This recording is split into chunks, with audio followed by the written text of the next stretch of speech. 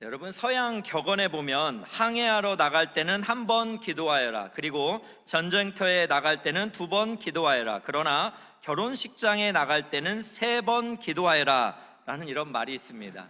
결혼 생활이라는 것은 항해보다 더 험난하고 전쟁보다 더 위험하다라는 의미인 것 같습니다. 자세히 살펴보면 항해나 전쟁은 한동안의 문제입니다. 그러나 결혼 생활은 일평생의 문제입니다. 또 폭풍이나 적은 저 멀리에 있습니다.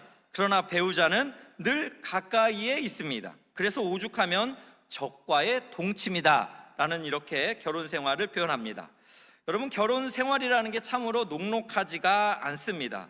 가정을 섬기다 보면 아픈 일들도 있고 또 고난들도 많이 있기 때문입니다.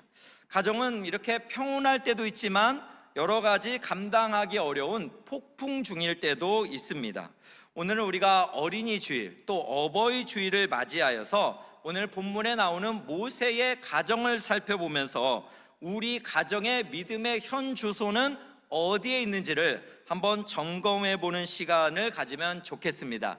특별히 우리가 오늘 만나는 모세의 가정은 굉장히 위태로운 상황입니다. 폭풍 속의 가정이라고 이야기할 수 있을 것입니다. 왜 그렇습니까? 본문의 배경을 살펴보면 요셉을 알지 못하는 애굽의 왕 바로가 일어났습니다. 그래서 그는 두려움에 빠졌어요. 왜냐하면 하나님께서 복을 주셔서 이스라엘 백성들이 점점 더 성장을 하니까 번성하는 이 환경을 보면서 나중에 우리 애굽 족속보다 더 강해질까 봐 두려움에 빠지게 되었습니다. 이렇게 두려움에 빠진 왕은 아주 이상하고 아주 참 끔찍한 칙령을 내리는데 그 내용이 출애굽기 1장 22절입니다. 보겠습니다. 히브리 여인이 아들을 낳거든 나일강에 던지라. 아니, 이스라엘 여인이 딸이 아니라 아들을 낳으면은 나일강에 던져 죽이라는 영아 살해를 명령한 것입니다. 여러분, 얼마나 끔찍한 일입니까? 이스라엘 백성들은 너무나 놀랐을 것입니다. 마른 하늘에 날벼락이라고 표현될 적으로 여러분, 어떻게 아이를 그렇게 참 태어났는데 이 아이가 아들이면 나일강에 던져 죽이라니 말이 되는 이야기인가요? 또 여러분 생각을 해보세요. 임신을 하면 아이의 출산을 막 기대하며 기대감이 있어야 되는데 10개월 동안 이 아이가 아들이면 어떡하지? 딸이어야 되는데 이런 두려움 속에서 10개월을 보냈다고 생각하면 이건 너무나 끔찍한 일입니다. 이렇게 참 어두운 시대, 출애굽기 2장의 나일강에 이 영아들이 죽게 되는 이 죽음의 시대에 모세가 태어난 것입니다.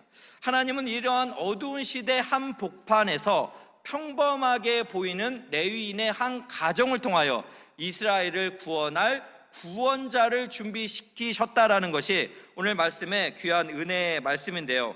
오늘 우리는 모세의 가정을 살펴보면서 우리의 믿음의 현 주소는 어디에 있는지 하나씩 좀 살펴보면 좋겠습니다. 첫 번째로 모세의 가정을 통해 우리가 점검해야 되는 믿음이 있다면 그것은 하나님의 시선으로 가족을 바라보는 믿음입니다. 여러분, 레위 가족 중에 한 남자가 레위의 여자와 결혼을 했습니다. 이제 아이를 낳았는데요. 여러분, 이 아이를 낳은 환경에 대해서 오늘 말씀 2절이 이렇게 말씀합니다. 보겠습니다. 그 여자가 임신하여 아들을 낳으니 그가 잘생긴 것을 보고 3달 동안 그를 숨겼으나. 지금 모세의 어머니 요게벳이 모세를 낳았는데 모세가 어땠다고요? 잘생겼다라는 거예요. 그래서 바로 왕의 명령을 어기고 3달을 집안에 숨겼다, 이런 내용인데요. 여러분, 여기서 잘생긴 것을 보고라는 이 말이 우리의 오해를 불러일으키기가 쉽습니다. 모세가 좀 외모가 잘생겨서 살려줬어요. 그러면 반대로 못생겼으면은 이랬단 말인가? 이렇게 오해할 수 있는 거죠. 하나님이 외모를 보고 사람을 평가하는 분이 아닌데 도대체 무슨 말인가라는 의아한 생각이 듭니다. 사실 여기서 잘생긴 것이라는 단어는 히브리어로 토브라는 단어입니다. 이 토브라는 단어의 뜻은 무엇입니까? 선하다, 또 아름답다, 좋다라는 의미를 가지고 있어요. 그래서 이 단어가 어디에 쓰였냐면 하나님의 창조에 쓰였습니다. 창세기 1장 31절에 하나님이 이렇게 말씀합니다. 하나님이 지으신 그 모든 것을 보시니 보시기에 심히 좋았더라. 하나님이 천지 만물을 창조하시고 하나님께서 이 존재 자체를 보시기에 어떻게 해요? 심히 좋았더라. 이 좋았더라라는 이 단어가 히브리어 토브입니다. 하나님께서 이 천지 만물을 창조하시고 사람을 지으시고 참으로 좋게 여기셨다라는 것, 선하고 아름답게 바라보셨다라는 겁니다. 역시 이 하나님의 보시기에 좋았더라는 하나님의 시선, 토부의 시선을 누가 지금 바라보고 있는 거예요? 모세의 어머니가 그렇게 아들을 바라보고 있는 것입니다. 여러분, 이것을 증명할 수 있는 말씀이 사도행전 7장 20절에 스데반의 설교에 담겨져 있습니다. 한번 보겠습니다. 그때 모세가 났는데 하나님이 보시기에 아름다운지라. 하나님이 모세를 봤을 때 어떻게 봤다고요? 아름답다, 토부의 시선으로 바라보았다라는 것입니다. 즉 그러니까 모세의 어머니는 모세를 인간의 눈으로 자기의 기준으로 평가한 것이 아니라 하나님의 시선, 보시기에 좋았더라는 토부의 시선으로 바라보았다라는 것입니다. 여러분, 이것을 생각을 해본다면 우리는 우리의 자녀들, 우리 가족들을 어떠한 시선으로 바라보고 있는지, 스스로 어떤 믿음의 삶을 살고 있는지를 점검해 볼 필요가 있습니다. 여러분, 우리의 자녀들을 우리가 특별히 어떻게 바라봅니까? 잘 생각을 해보니까요, 우리 자녀들을 우리가 비교의 눈으로 좀 바라보는 것 같습니다. 우리의 아이들이 누구보다 더 뛰어나야 한다라는 이런 강박관념과 두려움 속에서 아이를 더 뛰어나게 키우려고 노력하다 보니까 우리가 아이를 비교의 눈으로 바라볼 때가 많아요. 그래서 우리가 아이들이 100점 맞아오면 니네 반에서 100점 맞은 애 몇 명이나 돼? 이런 것이 너무나 궁금해서 물어보고 싶은데 차마 못 물어보는 그럴 때가 얼마나 많이 있는지 모르겠습니다. 여러분, 또 옆집 아이와 비교할 뿐만 아니라 우리 가족 안에서도 우리가 형제들 간에 비교를 하는 것 같아요. 어떤 애는 몇 점 맞았는데 너는 왜 이러니? 이런 식으로 비교를 바라보다 보니까 부모와 자녀 사이에 관계가 좋을 수가 없는 것 같습니다. 또 우리 자녀들을 어떻게 봅니까? 우리가 불안의 눈으로 바라보는 것 같습니다.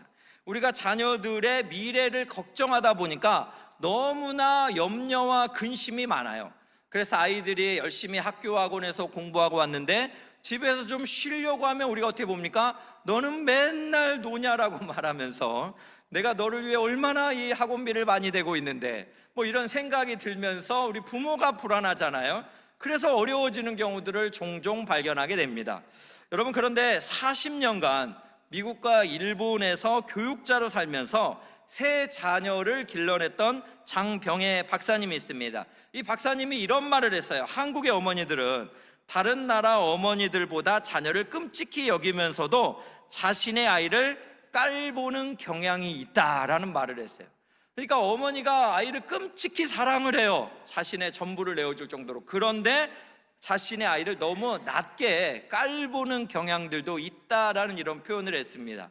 여러분, 그 수준이 어느 정도인지는 우리가 잘 모르지만 우리도 우리 자녀들을 보면서 막 기대감이 넘치고 막 행복과 막 긍정적인 하나님의 은혜 막 이런 걸로 보는 게 아니라 불안의 시선으로 볼 때가 너무나 많습니다. 그래서 여러분, 많은 분들이 이런 얘기를 하죠. 우리의 자녀들 세대는 현재 우리 세대보다 더 잘 살기는 어려울 것 같습니다. 이런 이야기들을 실제로 하면서 불안해요. 또 최근에 AI가 나와서 유익함도 많지만 또 우리의 일자리를 뺏어가는 두려움의 공포가 이야기되고 있다 보니까 우리 자녀 세대에 대한 불안함과 두려움이 급증하면서 부모와 자녀 사이에 갈등이 많이 발생하는 것 같습니다. 여러분, 배우자를 보면서도 그렇습니다. 이 배우자를 보면서 여러분, 불안과 또 의심이 많다면 관계적인 또 좋음이 있을 수 있을까요? 여러 가지 불안의 시선이 결국 우리 가족 관계를 망치고 있는 것을 보게 됩니다. 또 여러분, 우리가 자녀를 어떻게 보나요? 때로 어떤 부모들은 성취의 도구로 바라볼 때도 많이 있는 것 같습니다. 내 자녀만 특별하다라는 생각이 많다 보니까 과잉으로 바라보면서 그러다가 아이의 평범함을 봤을 때 실망하는 경우가 얼마나 많은지 모르겠습니다. 그러면서 우리 부모의 내면 안에 있는, 어쩌면 이 아이를 통해서 우리 부모가 뭔가 꿈을 이루거나 미래적인 평안함을 위해서 이 아이를 보고 있다면 그 근본적인 중심 안에 성취의 도구로 보고자 하는 잘못된 세상적인 가치관이 들어가 있다라는 것입니다. 여러분, 이런 시선들을 하나님이 기뻐하시지 않습니다. 하나님은 우리의 자녀들과 가족 공동체를 토부의 시선으로 바라보기 원해요. 하나님께서는 이 자녀들을 정말 보시기에 존재 자체로 보기 좋았더라는 이것을 우리가 회복하기를 원하십니다. 여러분, 지난주 금요일에 우리 태국 선교회 김민수 선교사님께서 오셨습니다. 금요기도를 하시면서 말씀을 전해주셨는데, 태국은 불교의 나라다 보니까요, 이 불교의 나라는 장애인들에 대해서 전생에 업보와 연관을 시켜요. 그러니까 현재의 장애는 이전 생에 너의 무언가의 잘못된 업적으로 인해서 만들어진 고통이다라고 표현을 하는 거예요. 이 많은 태국의 장애인들이 이렇게 속고 있다 보니까 그 자녀들은 삶이 어떻겠습니까? 현재의 삶이 지난 세대의 자신의 전생의 잘못된 이 결과라고 생각하니까 이 자녀들은 사는 것 자체가 고통 아니겠어요? 그리고 얼마나 심각한 정죄감으로 살아갈까요? 부모들은 어떻겠습니까? 이런 자녀를 얻었을 때 기쁨과 감사가 아니죠. 하나님께서 이 자녀를 향한 특별한 목적을 가지고 있다라는 이런 눈으로 봐야 되는데, 그게 아니라 자꾸만 이 전생에 대한 불교 시선으로 보니까 여러분 문제가 되고 있는 거 아니겠습니까? 여러분, 우리는 이 하나님의 이 창조의 시선, 하나님의 이 복음의 안경으로 우리의 가족을 바라볼 필요가 분명히 있습니다. 여러분, 복음의 안경은 우리에게 뭐라고 말합니까? 창세기 1장 4절에 이렇게 말합니다. 창세전에 그리스도 안에서 우리를 택하였다라고 말합니다. 여러분, 우리가 뭔가 이 땅에서 잘생기고 뭔가 탁월한 능력을 가져서 하나님이 택한 게 아니라니까요.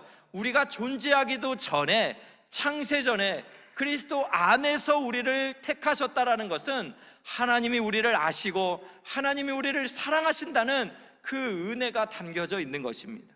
여러분, 이 복음의 은혜를 받았다면 우리도 우리의 가족들을 어떻게 바라봐야 되겠어요? 하나님 우리를 복음으로써 창세전에 무조건적으로 사랑하시며 이렇게 보시기에 심히 좋았더라, 토부의 시선으로 바라보는데, 우리는 그 은혜를 받았으면서도 불구하고 우리의 가족들을 향해서 뭔가에 잘해야 된다라는 어떤 세상의 가치관으로 다른 목적을 가지고 바라보고 있다면, 여러분, 하나님께서 그것은 기뻐하시지 않은 것뿐만 아니라 우리는 은혜를 받았지만 은혜를 모르는 자라고 이야기할 수가 있을 것입니다.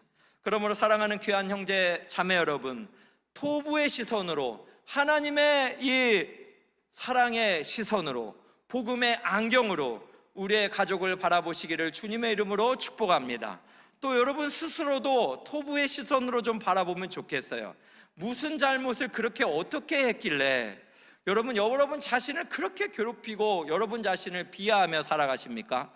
여러분, 하나님께서는 창세전에 그리스도 안에서 우리를 사랑하여서 선택하셨다라는 이 복음의 은혜를 우리가 경험했다면, 여러분 스스로를 상처에서부터 가장 보호해야 되는 그 순간에 왜 여러분의 스스로를 그렇게 공격하면서 괴롭게 책망하고 계십니까? 겸손한 마음으로 스스로를 돌아보는 것은 의미 있는 일이지만, 그것도 너무나 지나치다면, 또 반대로 나르시즘으로 자기만을 너무 그렇게 애착을 가지는 것도 문제지만, 그렇게 세상의 시선으로 자기를 보면서 자기를 정죄하며 살아갈 때 이것은 하나님의 시선, 믿음의 시선이 아니다라는 것을 생각하고 이 복음의 안경으로 믿음으로 여러분의 자신과 가족을 새롭게 바라보시기를 주님의 이름으로 축복합니다. 여러분, 두 번째로 모세의 가정을 통해 우리가 점검해야 되는 믿음이 있다면 방임이 아니라 위탁의 믿음이 우리에게 필요하다라는 것입니다. 여러분, 모세의 부모는 이제 믿음을 가지고 이 모세를 석 달 동안 잘 숨겼습니다. 그런데 결코 쉽지가 않았겠죠. 아이의 울음소리, 또 이웃을 속인다는 것은 쉽지 않은 일이었을 것입니다. 이렇게 부모는 한계를 경험하게 됩니다. 그러면서 그들은 계속해서 고민할 것입니다. 바로의 명령대로 이 아이를 나일강에 던져버릴 것인가? 하나님이 주신 그 목적을 우리가 참 기억을 해야 될 텐데, 세상이 무서우니까 그렇게 흘러가는 대로 나일강에 던져서 포기해야 될 것인가? 이런 생각을 했을 거예요. 아니면 하나님이 목적을 가지고 창조했기 때문에 믿음을 가지고 아이를 하나님의 손에 위탁할 것인가, 이 둘 중에 하나를 선택해야 되는 매우 중요한 순간에 놓였을 것입니다. 여러분, 그런데 이 방임과 위탁이라는 단어는 서로 차이가 있습니다. 방임이라는 것은 뭡니까? 놓을 방자예요. 그냥 내려놓는 것입니다. 내버려 두는 포기를 이야기하는 것입니다. 방치가 바로 방임이죠. 그러나 위탁이라는 것은 무엇입니까? 신뢰를 전제로 해서 책임과 권한을 공식적으로 넘기는 행위, 이것이 바로 위탁입니다.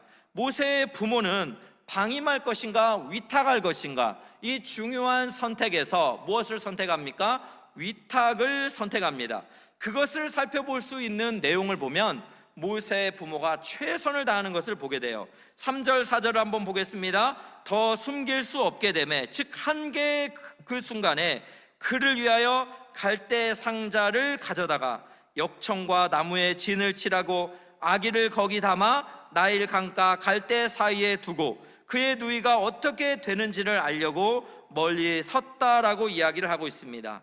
모세의 어머니 요게벳은 어떻게 했다고요? 그냥 나일강에 바로의 말대로 이렇게 버려보는 것이 아니에요. 형식적으로는 나일 강가에 모세를 놓는 것 같지만, 그러나 그 내용을 보면 이 어머니는 믿음의 행동으로 위탁하고 있다는 것을 보게 돼요. 그것을 보는 게 뭐예요? 갈대 상자입니다. 갈대 상자를 만들어서 어떻게 했다고요? 역청과 나무에 진을 칠하면서 방수를 했다라는 것이죠. 그리고 나일 강가에 그냥 대충 흘려보낸 것이 아니라 갈대 사이에 잘 숨겨놨다는 거예요. 이것은 악어의 또 짐승의 위협으로부터, 그리고 그냥 나일강에 떠내려가도록 그냥 놔둔 것이 아니라, 포기한 것이 아니라 하나님을 의지하면서 하나님의 손에 내어놓은 믿음의 행동이라는 것을 우리가 생각을 해볼 수가 있습니다. 왜냐하면 여러분, 잘 생각을 해보면 이 갈대 상자라는 이 단어가 히브리어로 테바라는 단어예요. 그런데 이 테바라는 단어가 성경에서 단 두 곳에 쓰였습니다. 어디에 또 쓰였는가? 오늘 이 출애굽기에 쓰였고 또 창세기에 쓰였는데, 바로 노아의 방주, 이 방주라는 단어를 히브리어 테바라는 단어를 썼습니다. 그러니까 노아의 방주에도 테바를 썼고 이 갈대 상자에도 테바라는 단어를 쓰면서 공통점이 있다는 거죠. 그 공통점을 통해 무엇을 말하고자 하는 걸까요? 공통점은 무엇입니까? 동력이 없어요. 이 노아의 방주나 갈대 상자는 뭔가 움직이는 엔진이라는 것이 없다라는 것입니다. 또 무엇이 없습니까? 방향키가 없습니다. 노아의 방주도 갈대 상자로 스스로 움직일 수 있는 방향키가 없습니다. 그런데 저자는 이 방주와 갈대 상자를 공통점을 이야기하면서 동일한 단어를 쓰면서 무엇을 말씀하시는 겁니까? 창세기에 나온 노아의 방주, 그리고 그 안에 있었던 많은 짐승들, 마치 버려진 것 같고 그렇게 홍수 속에 떠나려 가는 것 같지만 하나님께서 섭리하심으로 돌보시고 있다는 거예요. 하나님께서 강력한 주권을 가지고 노아의 방주를 지키시고 함께 하시고 돌보신 것처럼 갈대 상자 안에 놓여진 이 모세도 하나님께서 돌보시고 함께 하시고 이끌어 가신다는 하나님의 놀라운 섭리가 이 안에 담겨져 있는 것입니다. 여러분, 이것을 믿음의 눈으로 바라보고 이 모세의 부모는 갈대 사이에 갈대 상자를 놓았다라는 거예요. 여러분, 이것이 믿음의 행동이었다라는 것을 살펴볼 수 있는 것이 바로 히브리서 11장에 이 모세의 부모를 믿음의 사람으로 칭찬하고 있습니다. 히브리서 11장 23절 보겠습니다. 믿음으로, 바로 믿음으로 모세가 낳았을 때 그 부모가 아름다운 아이임을 보고 석 달 동안 숨겨 왕의 명령을 무서워하지 아니하였다라고 이렇게 말씀을 하고 있습니다. 무엇으로요? 믿음으로. 바로 왕의 칼을 두려워한 것이 아니라 믿음으로 할 수 있는 대로 부모가 최선을 다하고 이제 한계에 이르러니까 하나님의 손에, 그냥 방임이 아니에요, 하나님을 신뢰하면서 하나님의 손에 위탁하는 것, 이것이 바로 믿음의 행동이었다라는 것을 분명히 우리에게 말씀해 주고 있습니다. 그렇다면 여러분, 우리의 신앙생활, 가정은 우리가 어떻게 섬기고 있습니까? 대충 그냥 포기한 것입니까? 아니죠. 우리가 우리의 자녀들 또 우리의 가정을 향해서 우리가 할 수 있는 최선의 순종을 해야 됩니다. 그러면서도 하나님께서 우리 가정의 주인 되시고 우리 가정을 이끌고 계신다라는 것, 우리 가정의 모든 방향키와 우리 가정의 모든 동력은 하나님의 손에 있다라는 것을 믿으면서 의탁하는 것, 이것이 바로 하나님께서 우리에게 원하시는 신앙생활의 모습이다라는 것을 우리가 생각을 해볼 수가 있을 것입니다. 여러분, 참 저는 이 말씀을 묵상하면서 최근에 제가 결혼 예배를 좀 이렇게 참석을 했습니다. 결혼 예배를 하면서 저는 참 감격스러운 부분이 있어요. 어디냐면 이렇게 참 그 신부의 아버지가 신부를 데리고 가서 신랑에게 딱 넘겨주는, 그러면서 잘 부탁한다 하면서 이 신부와 막 껴안을 때 이렇게 막 우시는 아버지들 있잖아요. 그걸 보면서 막 감정이입이 돼요.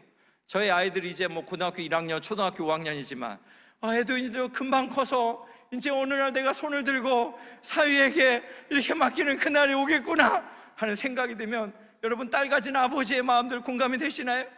네. 아들들의 아버지도 마찬가지겠죠.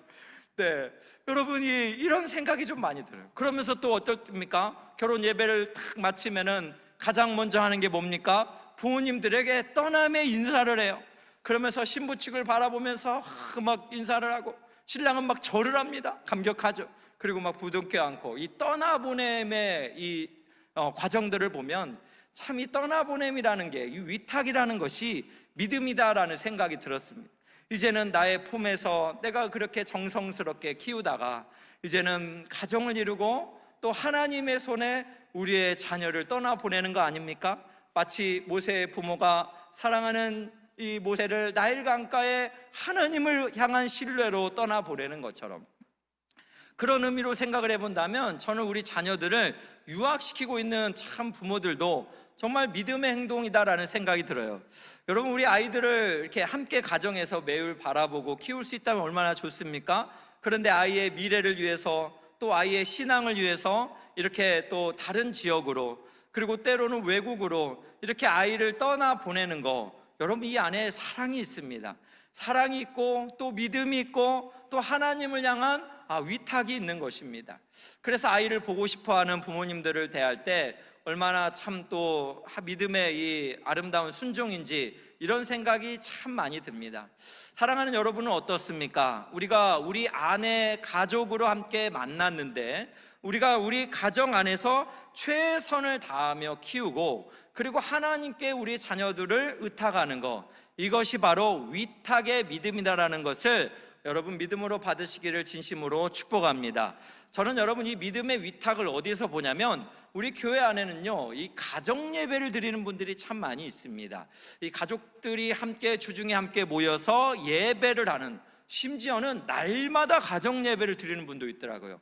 제가 얼마나 참 감사한지 모르겠어요. 말로만이 아니라 하나님께 우리 가정의 주인이심을 고백하고 우리 가정을 올려드립니다. 믿음 행동 아닙니까?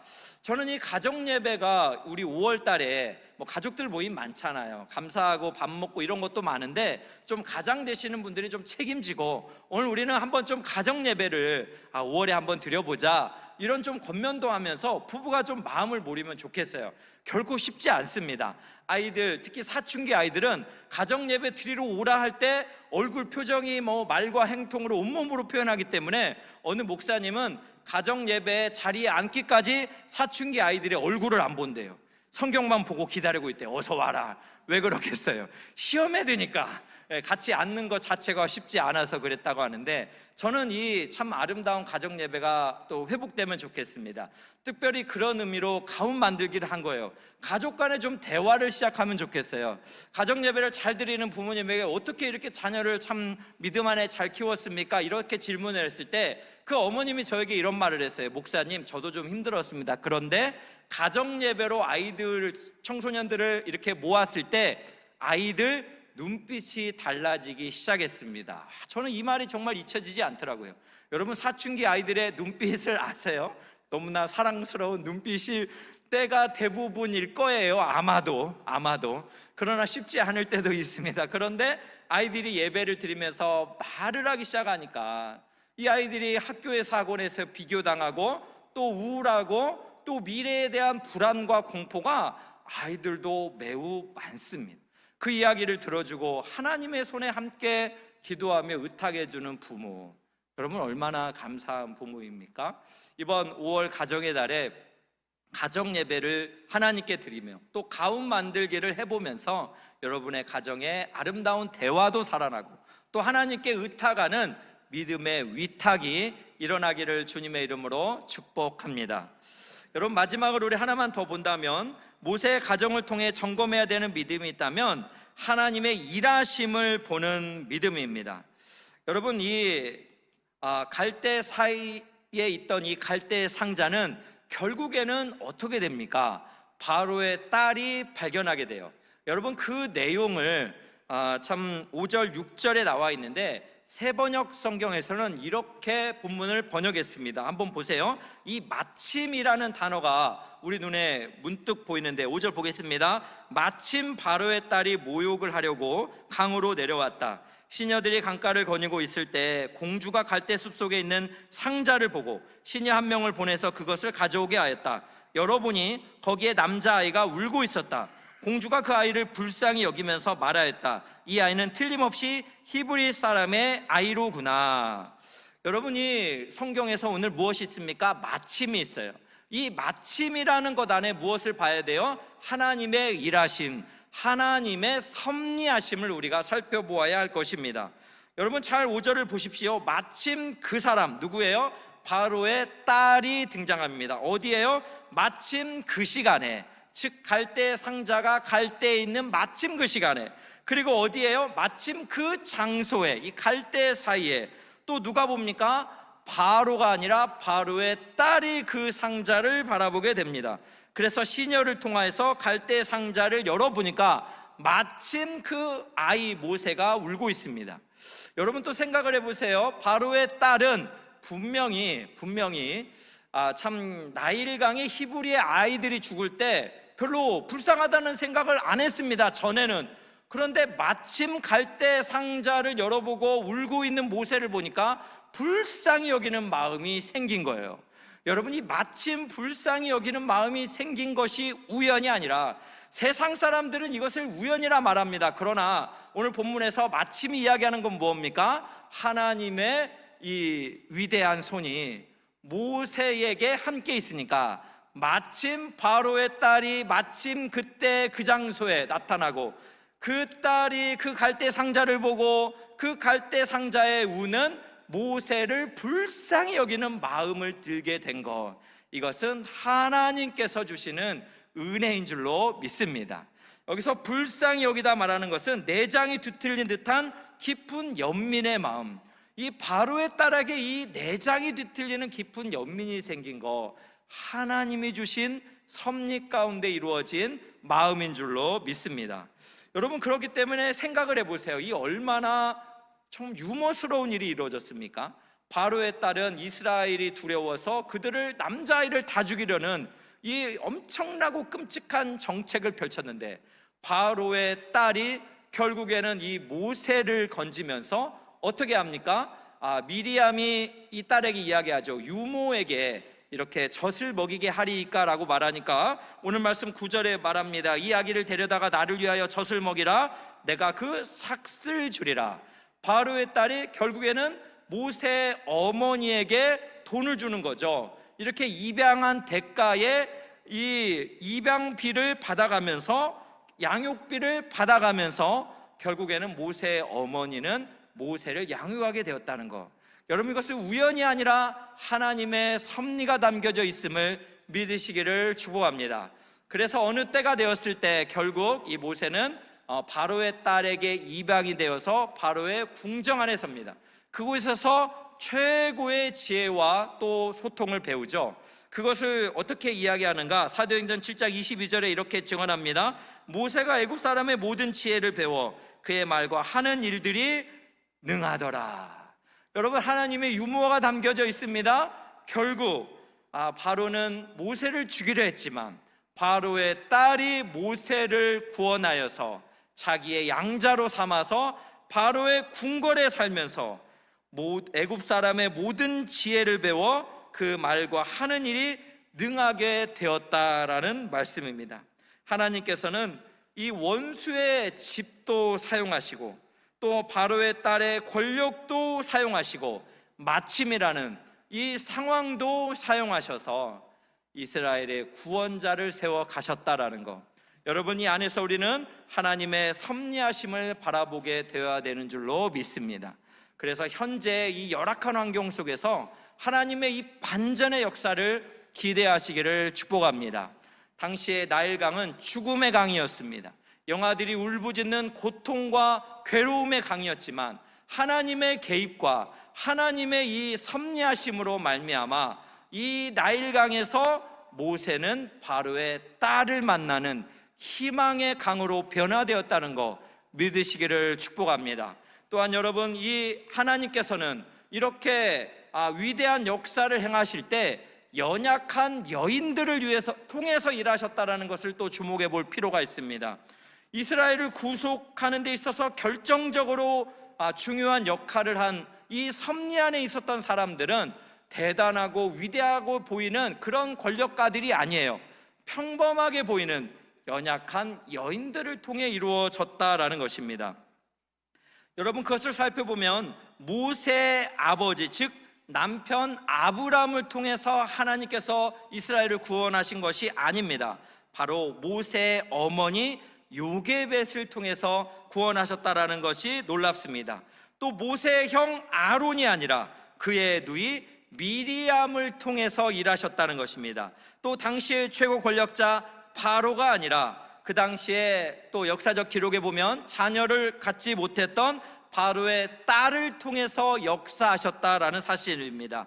또 바로의 강력한 군사가 아니라 연약한 시녀들이 갈대 상자를 발견하게 되었다라는 것, 여러분, 이 놀라운 구속 역사 안에 하나님의 섭리하심이 있다라는 것, 그리고 하나님은 지금도 평범하고 연약하게 보이는 한 여인들을 통해서 하나님의 구속 역사가 이루어진다라는 것을 생각해 본다면, 여러분, 우리 자신 스스로를 어떻게 바라봐야 됩니까? 또 우리의 가족들은, 또 우리의 자녀들은 어떠한 복음의 안경으로 우리가 살펴보아야 하겠습니까? 저는 오늘 결론을 로마서 8장 28절로 마무리하고 싶습니다. 한번 보겠습니다. 우리가 알거니와 하나님을 사랑하는 자, 곧 그의 뜻대로 부르심을 입은 자들에게는 모든 것이 합력하여 선을 이루느니라. 여기에 주어는 하나님이십니다. 헬라어 원문은 하나님이 모든 것이 합력하여 선을 이룬다라고 우리에게 말씀하고 있습니다. 하나님이 우리 가정의 주인이 되십니다. 하나님이 우리의 가정을 이끌어 가실 때 우리 가정의 위기의 상황도 하나님께서 반전의 역사를 이루어 주실 줄로 믿습니다. 그것을 알 수 있는 말씀이 시편 127편 1, 2절입니다. 보겠습니다. 여호와께서 집을 세우지 아니하시면 세우는 자의 수고가 헛되며 여호와께서 성을 지키지 아니하시면 파수꾼의 깨어있음이 헛되도다. 너희가 일찍 일어나고 늦게 누우며 수고의 떡을 먹음이 헛되도다. 그러므로 여호와께서 그의 사랑하는 자에게 잠을 주시는도다. 우리의 집은 누가요? 주어가 여호와께서입니다. 사람들은 주어를 많이, 또 한국 사람들은 잊어버리지만 주어는 여호와께서이십니다. 여호와께서 우리 집을 지키시고 우리의 집과 함께 하실 때 고난이라는 환경도 하나님의 구속사의 역사가 이루어지는 모세의 가정과 같은 놀라운 반전의 역사가 일어나게 될 줄로 믿습니다. 가정의 달에 우리가 하나님을 전적으로 신뢰하면서 하나님의 섭리를 우리가 기대하면서 우리의 가정의 환경을 바꾸기보다는 주어 대신 하나님을 바꾸는 그런 믿음의 귀한 성도님들 되시길 주의 이름으로 축복합니다.